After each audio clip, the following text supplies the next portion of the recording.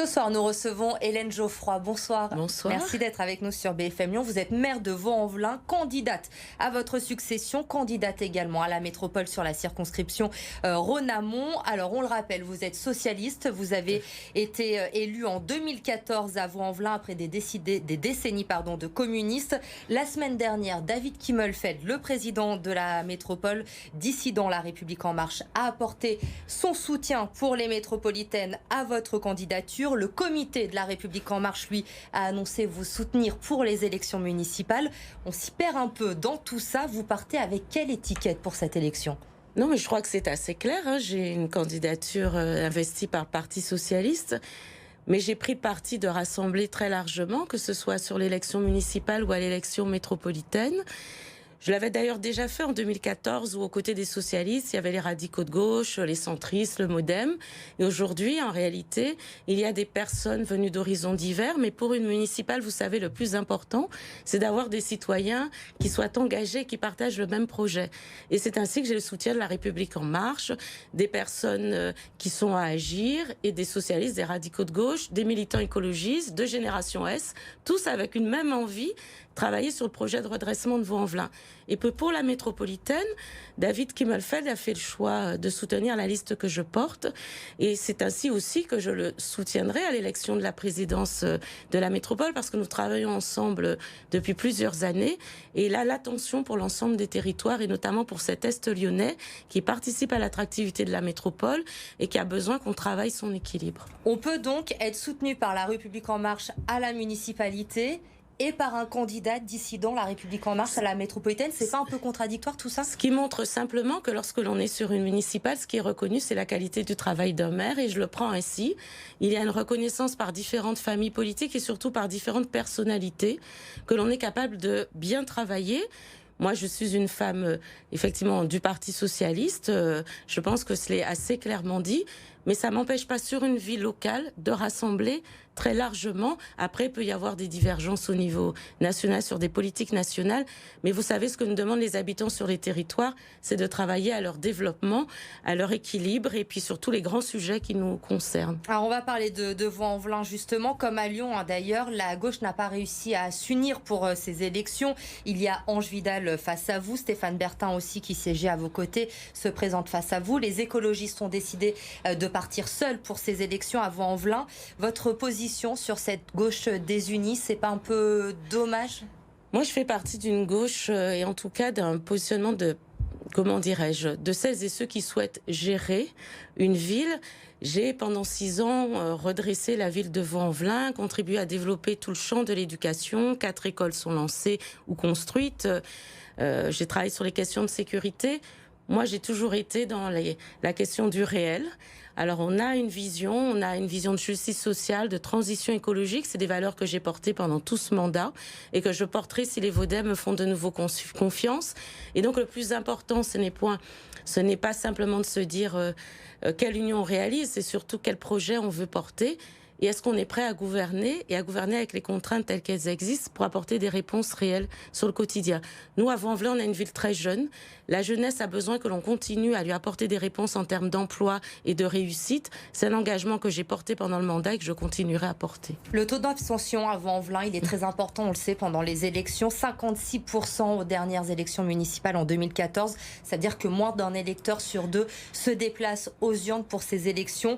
Il est là aussi l'enjeu pour vous cette année ? C'est un des sujets majeurs, notamment quand on voit, et notamment sur les métropolitaines, le Front National en embuscade.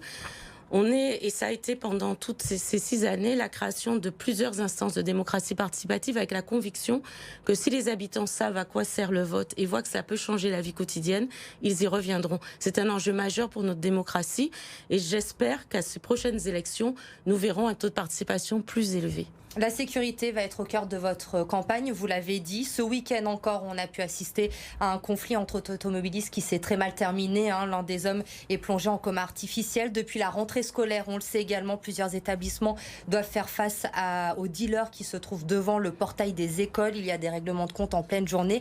Que comptez-vous mettre en place pour rétablir la sécurité à Vaux-en-Velin ? Je rappelle que la sécurité est une compétence du ministère de l'Intérieur. Moi, j'ai quintuplé les effectifs de la police municipale. Nous avons désormais la 2e police municipale de la métropole de Lyon, juste après Lyon, à équivalence avec la ville de Villeurbanne.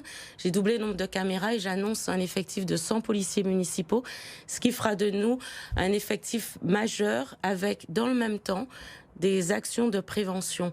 Nous sommes dans la coproduction de sécurité, c'est ce que j'ai souhaité remettre en place en signant une convention avec le préfet délégué à la sécurité, dans un travail de rapprochement pour que, en prenant en charge les sujets de tranquillité publique pour partie, la police nationale puisse se concentrer sur la question du trafic de stupéfiants qui est sa préoccupation majeure. Trafic qui, je le rappelle, explose dans tout le pays puisque le président de la République a dû refonder tout l'Office national de lutte contre le trafic des stupéfiants. Beaucoup de trafic dans le quartier du Mas du Taureau, on le sait, beaucoup de démolitions, il y en a eu énormément, très peu ou pas de reconstruction derrière. Les habitants ont l'impression d'être laissés un petit peu pour compte. Que comptez-vous faire également? Pour la première fois depuis 30 ans, le programme est enfin établi. 300 millions d'euros ont été votés. Le ministre de la Ville est venu en personne le signer avec le président de l'ANRU. La métropole de Lyon, les bailleurs sociaux, tout le monde est là. Le programme a commencé en réalité.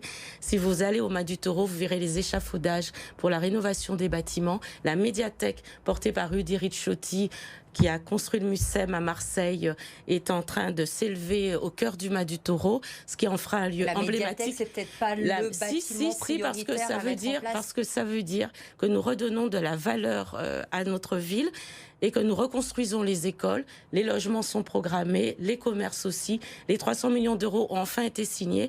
Depuis 30 ans, c'est la première fois qu'un programme est établi, validé, et il sera pleinement déployé sur le mandat prochain, mais il a déjà commencé. Est-ce que vous pensez que les habitants de Vaux-en-Velin peuvent vous reprocher d'être partis de la ville en 2016? On le sait, vous avez quitté la mairie, vous avez été nommé secrétaire d'État auprès du ministère de la Ville. Est-ce que vous avez peur de le payer lors de ces élections? Pas du tout, parce que contrairement à ce que peuvent dire certains polémistes, la réalité c'est que les habitants sont fiers d'avoir eu quelqu'un de la ville qui a pu être à la fois député, secrétaire d'État. C'est la première fois de notre histoire et que enfin nous avons été reconnus comme une ville qui participe pleinement à l'histoire de la République française. Et vous savez, pour une ville qui a été si longtemps stigmatisée et qu'on n'a regardé qu'à travers l'aune des émeutes, c'est important aussi de dire que l'on peut avoir accès aux plus hautes sphères.